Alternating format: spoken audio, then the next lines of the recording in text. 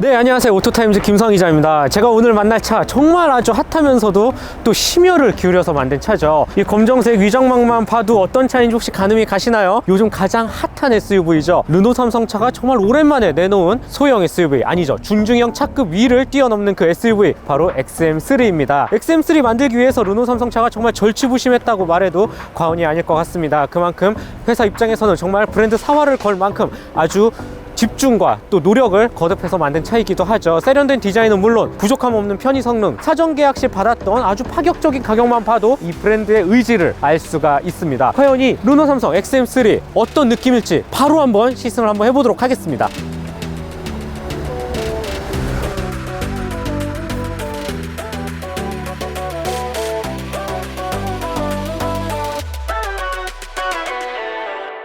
네, XM3의 간단한 외관을 한번 살펴보시겠습니다. 우선 이 차는 생각보다 크기가 좀 있습니다. 이게 소형 SUV 세그먼트긴 하지만 길이가 4,570mm에 이르고요. 그 다음에 전폭도 1.8m 훨씬 넘기 때문에 전체적인 덩치, 경쟁차들이 한 4.4m 정도 되니까 길이가 확실히 덩어리감이 있는 게 사실입니다. 이 부분도 르노 삼성이 많이 강조를 했죠. 조금 더 체급을 뛰어넘는 SUV다 라는 듯한 어필을 많이 할 수 있는 것 같아요. 일단 전면부 모습은 기존의 르노 삼성 패밀리 룩을 아주 잘 갖춘 모습입니다. 이렇게 헤드램프를 비롯해서 C자형으로 내려오는 주간주행등, 특히 이 주간주행등 같은 경우는 이 전체적인 맥락은 패밀리룩을 같이 형성을 하지만 조금 더 날렵하면서도 좀 크기를 작게, 그리고 이 안쪽 LED 라인은 조금 더 두껍게 처리해서 그런지 확실히 조금 더 세련되고 색다른 맛이 있는 것 같아요. 특히 이 앞모습은 디테일의 승리다 라고 표현할 수 있을 것 같습니다. 이 LED 퓨어 비전 헤드램프도 그렇고요, 안쪽 램프속 구성이라든지 바깥을 꾸미고 있는 이 문양들이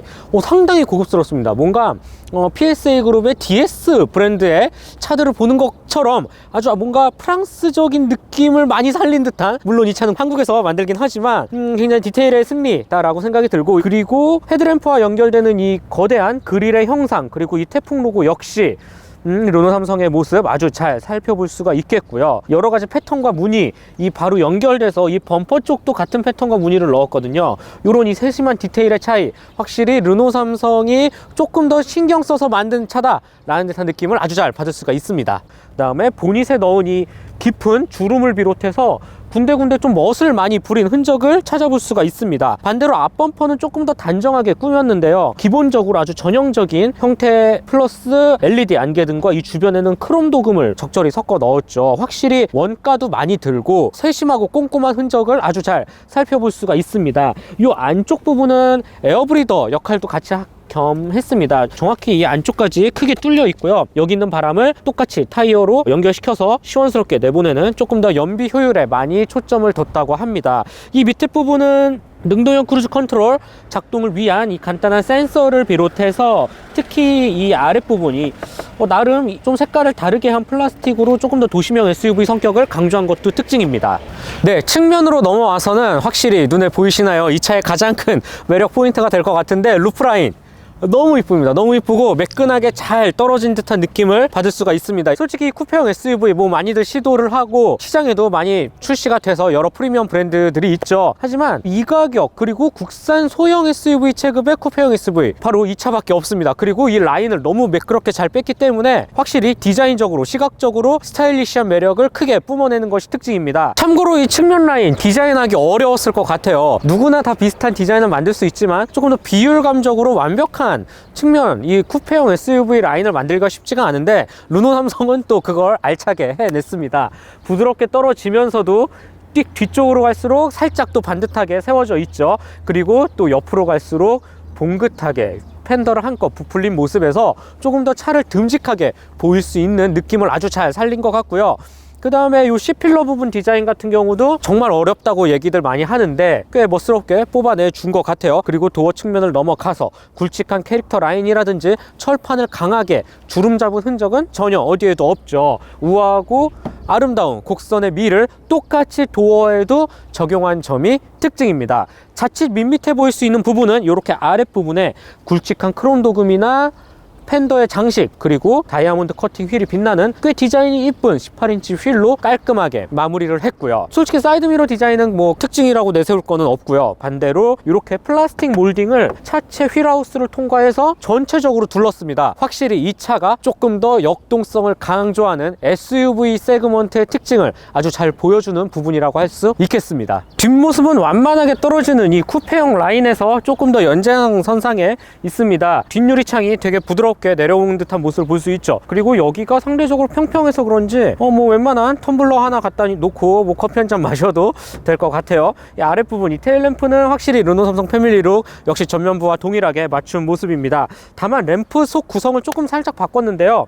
기존의 SM6나 QM6가 가로로 일자로 뻗어져 있는 거에 반면에 XM3 같은 경우는 이렇게 아래쪽에서 위로 말아 올라 들어가는 듯한 제동등 역할을 했습니다. 상대적으로 트렁크 디자인은 조금 밋밋합니다. 뭔가 입체적인 느낌은 좀 덜하죠. 반면에 조금 더 시선을 둘 포인트는 이 뒷범퍼를 택했습니다. 굉장히 뭐 다양한 소재와 요소가 적절히 혼합되어 있는 모습을 볼 수 있고요. 그 다음에 이 굴곡면이라든지 이 디자인적인 특징이 조금 더 시선을 아래쪽으로 쏠리게 할 수 있는 아주 획기적이면서도 좀 신선한 매력 포인트인 것 같아요. 이 은색 플라스틱 재질은 전면부와 마찬가지로 통일감을 줬고요. 그 다음에 이 일체형 사각 배기구는 뚫려 있나요? 막혀 있습니다. 막혀 있고 디자인적으로만 해 놓은 것 같아요. 그래도 아예 없이 뭐 민자보다는 좀 더 나니까 저는 오히려 부족하지 않은 구성이라는 생각이 들고요. 이 커다란 TC 배지와 XM3 배지 생각보다 크게 장식이 되어 있습니다. 뭐 이 정도가 XM3가 갖는 이 뒤태의 모습이라고 할 수 있겠네요. 네, 르노 삼성 XM3 실내에 한번 들어와 봤습니다. 우선은 지금까지 르노 삼성 차에서 봤던 모습은 아닙니다. 하나부터 열까지 거의 모든 게 다 뭔가 새롭고 참으로 호기심을 불러일으킬 만한 요소가 아주 가득합니다. 우선 운전석에 앉았을 때 이 대시보드가 살짝 운전석 쪽으로 비스듬히 꺾여 있는 듯한 모습을 볼 수 있습니다. 르노 삼성은 일부러 이렇게 디자인을 해서 조금 더 운전에 집중할 수 있게끔 운전자 중심의 구조를 만들었다라고 표현을 했죠. 스티어링 휠을 비롯해서 이 엄청난 10인치가 넘는 크기의 대형 전자식 계기판 굉장히 섬세하면서도 또 아주 멋스럽게 디자인이 되어 있기 때문에 운전하는 내내 저도 보면서 이렇게 정말 괜찮은데? 라는 듯한 느낌을 많이 받았습니다.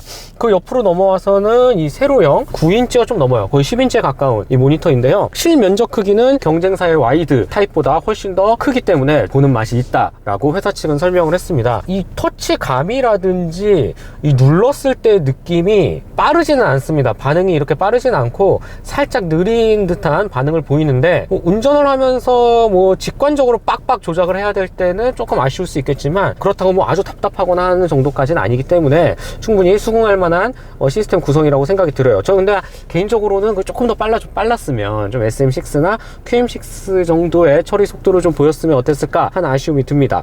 이렇게 세 등분으로 되어 있어서 좀 아무래도 세로형 모니터를 르노 삼성이 많이 사용하죠. 조금 더 보는 맛이 편하고 특히 내비게이션 같은 경우는 화면이 굉장히 크기 때문에 초보 운전자분들도 쉽게 운전을 하면서 내비게이션을 볼 수 있을 것 같아요. 그 밑에 부분은 이렇게 토글 버튼 형식으로 마련이 되어 있습니다. 상대적으로 좀 작긴 하지만 이 토글이 직관적으로 살펴보고 누를 수가 있기 때문에 이 크기에서 크게 불만은 나오지가 않습니다. 열선 및 통풍을 비롯해서 자동 주차 버튼과 이제 비상등 그리고 이제 도어 열림 버튼이 여기 있고요. 멀티 센스라 그래서 운전 모드 조작 버튼도 따로 마련을 해 놓았죠. 그 밑에는 공조 장치 버튼이 마련되어 있습니다. 똑같이 토글 방식으로 되어 있고 이렇게 모드 조절이라든지 이런 부분은 반대로 또 다이얼로 해 놓았죠. 온도 조절 같은 부분 말이죠. 특히 이 디테일, 이 소재 사용이 굉장히 고급스럽습니다. 약간 제규어도 좀 닮은 것 같기도 하고 요렇게 만들 줄 아는 이 제조사의 능력, 이 소형 SUV 그 경쟁 동급과 비교해서도 충분히 매력적인 포인트라는 구성이 들고 이 시동 버튼을 비롯해서 곳곳에 나름 은색 알루미늄 소재를 비롯해서 다양하게 좀 디테일을 살린 맛이 있거든요. 실제로 이 르노 삼성 측은 XM3를 설명할 때 세세한 디테일에 굉장히 많이 신경을 썼다라고 얘기를 했어요. 그 특징과 매력을 여실히 보여주는 것 같습니다. 때문에 운전을 하면서 조작할 때의 느낌 굉장히 좋고요. 웬만한 독일산 엔트리급 세단보다도 더 매력적인 것 같아요. 그 밑에 부분은 두 개의 USB 포트와 옥스 단자, 그 다음에 소켓이 마련되어 있고 휴대폰 무선 충전 패드도 같이 넣어 놓았습니다. 참고로 이 차는 풀옵션입니다. 아래쪽 부분은 상대적으로 좀 단순한 디자인의 변속 레버가 위치해져 있고, 그 밑에 부분은 전자식 파킹 브레이크와 오토 홀드 버튼, 그리고 카드키를 수납할 수 있는 아주 세련된 나름 센스 있는 공간이 있어요. 그 밑에는 깊은 컵홀더가 있습니다. QM3에서 봤던 정말 옹색한 컵홀더는 잊으셔도 좋아요. 상당히 깊은 컵홀더가 마련되어 있고, 아무래도 이 차 급을 생각하면 전체적인 센터 터널은 그렇게 막 넓거나 한 편은 아닙니다. 이 도어 콘솔박스 같은 부분도 생각보단 좀 작게 되어 있어요. 하지만 그래도 한정된 공간에서 나름 디자인적으로 감각을 많이 살린 듯한 느낌을 잘 받을 수가 있고요. 반대로 운전석 이 스티어링 휠 같은 부분은 아주 칭찬할 부분이에요. 두툼하기도 하고 손에 쥐는 맛도 좋고, 패들 시프트도 전 모델 기본으로 탑재가 되어 있고, 특히 조작 버튼의 구성도 굉장히 큼직해서 운전할 때 조작이 편하고, 스티어링 휠만큼은 똑 떼서 내 차에 심어주고 싶은 이런 느낌도 아주 잘 들게 만듭니다. 그리고 오디오 조작 버튼, 르노 삼성 차들이 항상 하는 이 아래쪽에 위치해져 있죠. 한 가지 아쉬운 부분이 있는데 볼륨 조절 버튼이 따로 이렇게 없어요. 뭐 여기 있거나 뭐 이런 게 아니라 정말 이 터치로 왔다 갔다 하든지 아니면 여기 있는 버튼을 사용해야 되거든요. 운전자는 무조건 이걸 써라, 조수석 탄 사람은 이걸 써라 라고 한 것 같아요. 근데 볼륨 조절만큼은 좀 다이얼로 해줬으면 어땠을까 하는 아쉬움이 있습니다. 이외에 이제 뭐 차선 이탈 경감 장치라든지 열선 핸들 버튼 또 이렇게 한쪽 켠에 또 아름답게 마련이 되어 있고, 전체적으로 이런 토글 버튼을 많이 사용했네요. 많이 사용해서 그런지 조금 더 직관성이 좋고, 버튼을 작게 만들어도 크게 문제가 되지 않았을 뿐더러 직관성이 좋고 만지기에도 개성을 좀 잘 살린 듯한 느낌을 받을 수가 있습니다. 이외에 소재라든지 전체적인 부분은 그냥 뭐 적당한 수준의 우리가 아는, 아주 저렴하지도 않고 그렇다고 뭐 워낙 막 엄청 고급스럽지도 않은 정말 무난한 수준을 잘 지켰다라는 생각이 들고, 참고로 이 수납 공간 같은 경우는 좀 르노 삼성이 많이 신경을 썼다고 해요. 도어 포켓 부분은 1.5리터 페트병도 충분히 수납이 가능하고, 아까 말씀드렸던 깊은 컵홀더, 그 다음에 글로우 박스도 양이 꽤 상당하기 때문에 충분히 매력적인 공간 구성을 잘 합리적으로 보여주고 있다라고 생각이 듭니다. 그리고 우리나라에서 만드는 만큼 이 하이패스 룸밀러 일체형으로 되어 있죠. 이거 굉장히 편하거든요. 이런 것도 빠짐없이 공간 구성을 넣어 놓았고, 조명을 비롯해서 뭐 전체적으로 세심한 디테일에서 많이 신경을 쓴 것 같아요. 그리고 뭐 요 안쪽 부분도 이렇게 나름 그물망, 그러니까 최대한 차의 급을 생각해서 그 이상의 공간 활용성을 보여주려고 많이 노력을 한 듯한 티가 보입니다. 시트 같은 경우는 여러 조각으로 짜 놓았기도 하지만, 특히 알칸타라랑 혼합해서 그런지 특히 이 시트 디자인과 형태 그리고 착자감이라는 부분에서는 경쟁차를 압도한다라고 저는 말할 수 있을 것 같아요. 머리 받침대도 굉장히 얄쌍하게 되어 있는데 되게 지지력이 좋고, 전체적으로 이 시트의 만듦새는 그래도 충분히 칭찬할 만한 부분이다 라는 듯한 생각이 듭니다. 뒷좌석에 들어와 봤는데요, 우선 이 차는 아까 말씀드렸던 것처럼 길이가 투싼과 스포티지보다도 깁니다. 그렇기 때문에 앞뒤 바퀴 사이의 거리 역시 2720mm로 확실히 넓은 사이즈를 보여주죠. 그 차이를 여실히 드러날 수 있는 것 같아요. 시트를 살짝 앞으로 당겼을 때와 필러 부분에 조수석은 맞췄고요. 이런 정도의 차이로 봤을 때 무릎 공간이 한 이 정도가 차이가 납니다. 전혀 부족함이 없는 공간이죠. 그리고 머리 윗 공간은 뭐 주먹 한 개 반 정도가 들어가는 것 같은데, 대부분의 쿠페형 SUV는 이 머리 윗공간 확보를 위해서 시트를 조금 더 아래로 낮추거나 하는 게 특징이거든요. 하지만 이 차 같은 경우는 운전석도 그렇고 2열 공간도 그렇고 시트 포지션이 좀 높기 때문에 무언가 창문과 어깨가 좀 더 위에 있을 정도로 뭔가 바라보는 시야가 위에서 내려다보는 시야가 좀 있어요. 그렇기 때문에 좀 개방감은 확실히 들고, 그 대신 머리 윗공간은 조금 아쉽지 않을까라는 생각도 듭니다. 물론 뭐 저는 좀 체구가 작기 때문에 충분히 여유로운 공간을 보여주긴 하지만 말이죠. 이 외의 차이를 찾아보면 이 앞좌석과 마찬가지로 이 도어 트림의 수납 공간 500mm 페트병 한 2개 정도는 여유롭게 들어갈 수 있을 것 같고요. 도어 디자인의 특징을 찾기 힘들지만 그래도 뒷좌석 전용 송풍구를 비롯해서 USB 단자 2개, 열선 시트도 2단으로 나뉠 수 있는 게 각각 한 개씩 위치해져 있습니다. 반대로 이런 그물망이라든지 요런 감싸는 부분은 확실히 원가를 좀 많이 줄이기 위한 듯한 흔적을 찾아볼 수 있는 것 같아요. 이 외에 카시트 당연히 채워야겠죠. 1열과 마찬가지로 이 알칸타라를 혼합한 시트의 감각, 저는 이 시트 너무 매력적인 것 같아요. 그리고 팔걸이에 따로 수납 공간은 없지만 그래도 깊은 컵홀더가 마련되어 있습니다. 전체적으로 소형 SUV가 보여줄 수 있는 한계에서는 그래도 최대치를 가용하면서 편의에 많이 집중을 했다라는 듯한 느낌을 받고 있고요. 등받이 각도 한번 볼까요? 이 차가 리클라이닝 기능, QM6처럼 그런 기능은 없지만 전혀 나쁘지는 않고, 오히려 진짜 앞서 말한 것처럼 이 시트의 위치가 좀 높다 보니까 확실히 유리창으로 내려다보는 이 앞열을 보는, 이 위에서 내려다보는 이 공간감이 상당하네요. 개방감이 좀 있다? 라는 듯한 생각이 들고, 이 차는 썬루프가 빠졌습니다. 썬루프가 빠진 풀옵션 차량이지만 썬루프를 넣었을 때도 확실히 좀 더 이점을 보이지 않을까라는 생각이 듭니다. 윗부분도 이 3개의 LED 점등으로 만들어놨는데 다 개별 조절이 가능해요. 확실히 좀 꼼꼼하게 만들고 섬세하게 만들려는 듯한 노력이 아주 군데군데에서 잘 찾아볼 수가 있는 게 이 2열 그리고 이 실내 공간의 전체적인 특징 같습니다. 네, 르노 삼성 XM3 이 쿠페형 SUV 하면 이 트렁크 공간 과연 어떨지 또 많이들 궁금해 하실 것 같은데요. 지금 바로 한번 열어보도록 하겠습니다. 물론 이 차는 풀옵션이긴 하지만 전동은 아닙니다. 전동은 아니지만 살짝만 밀어주면 바로 열어 제낍니다. 이 차 같은 경우는 트렁크 공간이 약 513리터로 그래도 동급에 비해서는 꽤 넓고 확실히 좀 광활한 듯한 모습을 받을 수가 있습니다. 쿠페형 SUV가 루프가 살짝 내려갔다고 해서 SUV보다 적재 공간이 좀 부족한 건 사실이지만, 이 루프에 열리는 덮개가 워낙 활짝 열리기 때문에 뒷유리창이 통으로 들어 올라가죠. 그렇기 때문에 물건을 넣거나 또 수납을 할 때의 과정은 확실히 충분히 여유롭고 또 매력적입니다.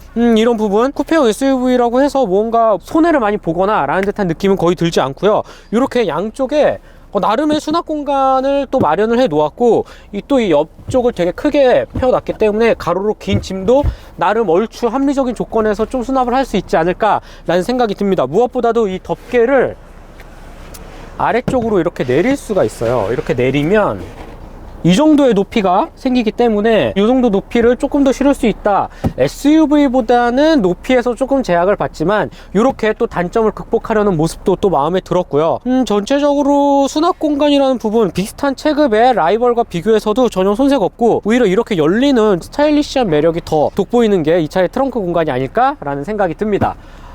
전동은 없어요. 다시 또 이렇게 수동으로 내리면 끝이 납니다. 네, 르노 삼성 XM3에 대한 간단한 주행 느낌을 한번 살펴보도록 하겠습니다. 우선 이 차 같은 경우는 파워트레인이 좀 다소 신선합니다. 1.3L 배기량에 터보를 얹어서 이 직분사 가솔린 방식을 사용하는데요. 최고 출력은 152마력, 최대 토크는 26.0kgm/M를 발휘합니다. 참고로 이 엔진은 벤츠에서도 현재 A클래스 A180이나 A200, 그 다음에 GLB 같은 차들에서도 두루 사용하는 엔진입니다.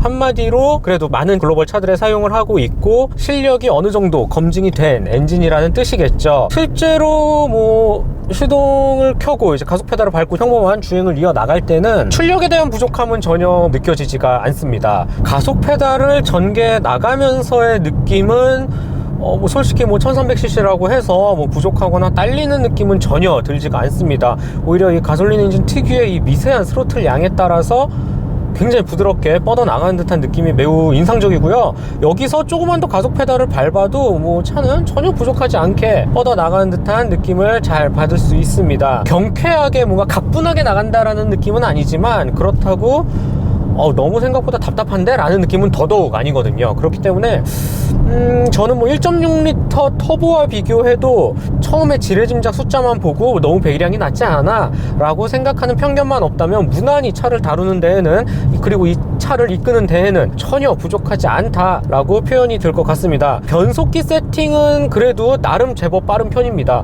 부드럽거나 차분한 세팅보다는 그래도 꽤 민첩하게 잘 단수를 오르내리는 듯한 모습을 볼 수가 있었고요. 가속 페달을 이어 나가면서 저는 152마력이라는 숫자 그 이상을 보지 않았나, 솔직히 한 170마력대에서 190마력대 사이의 느낌이 좀 많이 듭니다. 그만큼 특히 이 80km에서 100km 구간 한 60에서 100으로 좀 넓게 잡으면 이렇게 실용 구간에서의 느낌이 굉장히 마음에 들고요.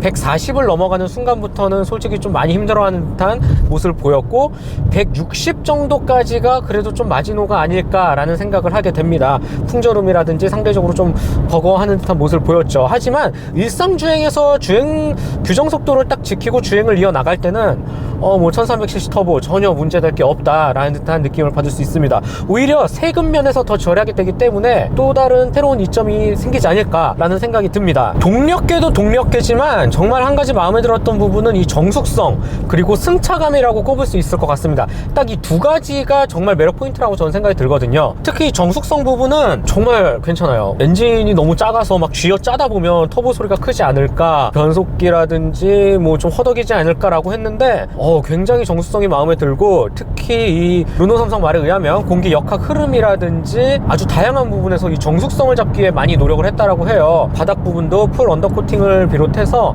하체 소음 잡기에도 많이 노력을 기울였다고 하는데 그 특징을 그래도 잘 찾을 수 있는 것 같아요. 그 정도로 정숙성이라는 부분에서 꽤 마음에 들었고, 앞서 설명드린 것처럼 이 서스펜션의 감각 괜찮습니다. 단단한 쪽이냐 부드러운 쪽이냐를 놓고 봤을 때는 부드러운 세팅이 맞긴 맞는데, 그럼에도 불구하고 코너에서 적당히 차를 아주 잘 잡아주면서도 특히 뒷좌석 승차감이라는 부분에서 충분히 만족감을 끌어올릴 수 있지 않을까라는 생각이 들어서 이 정숙성과 승차감 이 두 가지 부분은 많이 개선을 이뤄냈고, 르노 삼성 차가 신경을 많이 썼구나 라는 듯한 느낌을 받을 수가 있었습니다. 좀 한 가지 조금 반대로 좀 아쉬운 부분을 꼽자면 이 브레이크인데요. 브레이크가 지금 뭐 담력이 많이 길들여지지 않았다라고 해도 브레이크의 이런 일정 패턴이라든지 제동 능력이 뭔가 고르지는 않습니다. 그렇기 때문에 내 차로 이 차를 구입을 해서 운전을 한다면 조금 더 많이 길들이기가 필요하고, 내가 밟는 브레이크 양에 좀 더 세팅이 조금 오래 걸릴 것 같다라는 듯한 생각을 받습니다.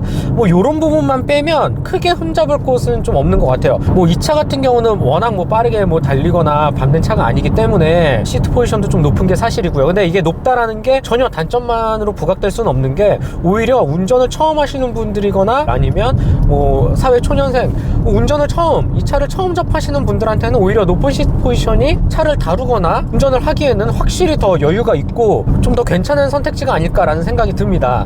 그렇기 때문에 뭐 이런 시트 포지션 그리고 전체적인 차의 컨셉트를 바라봤을 때는 저는 뭐 전혀 나쁘지 않은 구성이라고 생각이 들고, 1.3L 터보 개인적으로 좀 아주 칭찬할 부분이다 라고 생각이 드네요. 그리고 조금 더 출력이 목이 마른다 라고 느낌이 들면 언제든지 여유롭게 이 멀티센스를 통해서 스포츠 모드로 전환을 할 수가 있습니다. 뭐 SM6라든지 뭐 QM6처럼 정말 다양한 구성을 포지션 하지는 않지만, 기본적인 뭐 마이센스라고 써있는데 컴포트 모드를 비롯해서 스포츠 모드, 에코 모드 아주 다양하게 마련되어 있고, 특히 각 모드별 이 계기판의 변화가 정말 이뻐요. 이쁘고 정말 뭔가 이 계기판은 솔직히 좀 개인적으로는 뭐 벤츠 A클래스보다도 더 고급지고 높은 감성이지 않을까라는 생각이 듭니다. 심지어 이 멀티센스를 통해서 스포츠 모드에 놓았을 때 모드 편집 기능을 이용해서 지금 뭐 내 차의 파워트레인과 스티어링, 계기판, 라이팅 설정 등 다양한 부분에서 다른 매력을 준다라는 듯한 느낌을 또 이렇게 그래픽으로 표현하는 부분도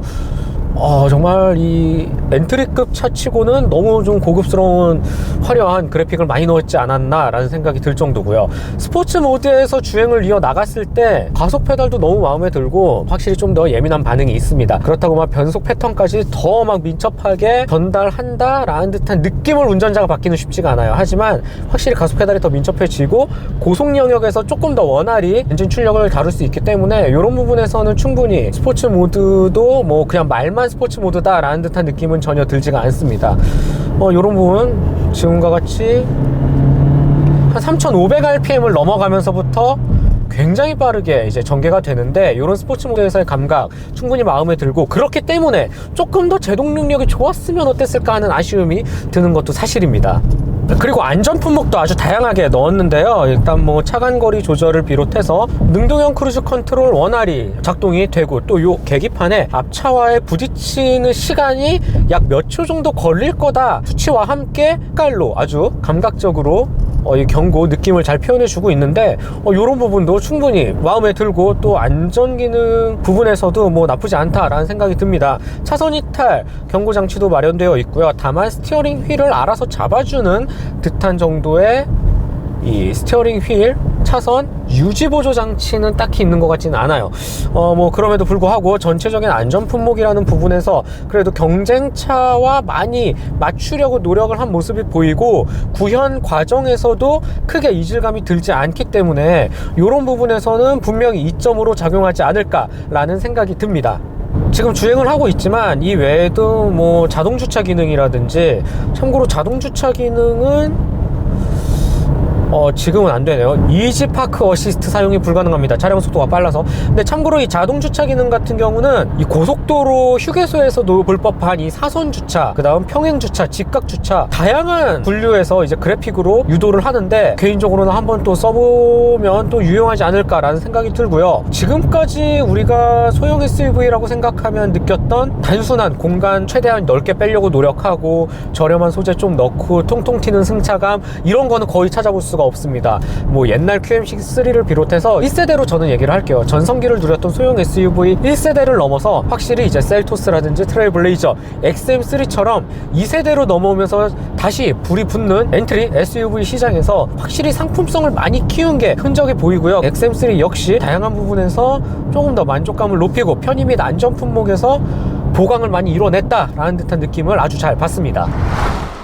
이렇게 운전을 하면서 이 르노 삼성 자동차가 갖고 가는 하나의 키 포인트가 바로 이 감성 품질인데요. 뭐 SM6가 나왔을 때도 그랬고요, QM6가 나왔을 때도 이 경쟁차 중에서는 느껴볼 수 없었던, 운전을 하면서 좀 둘러볼 곳이 많고 눌러볼 곳이 많다라는 부분에 대한 이 감성 품질이 참 매력적이었던 차들로 기억이 되는데, 이 XM3 역시 똑같이 이 윗급과 맥락을 같이 합니다. 감성 품질이라는 부분, 이 엄청난 디지털 계기판도 그렇고 각 모드별 바뀌는 무드 등의 위치와 각도도 상당히 멋스럽고 이 차급을 뛰어넘기 때문에 요런 이 다양한 부분에서의 감성 품질, 저는 아주 칭찬할 부분이고, 소형 SUV? 아니 준중형 SUV? 그 이상의 차급도 노려볼 수 있을 만한 이 감성 품질, 스티어링 휠의 가죽의 이 느낌, 질감이라든지 아까 말씀드렸던 이 시트의 알칸타라와 조각 패턴을 적절히 혼합시켜서 운전자를 지지해주는 느낌, 이 패널이라든지 전체적인 구성 부분, 다이얼의 세심함, 이 아주 다양한 부분에서 감성 품질이라는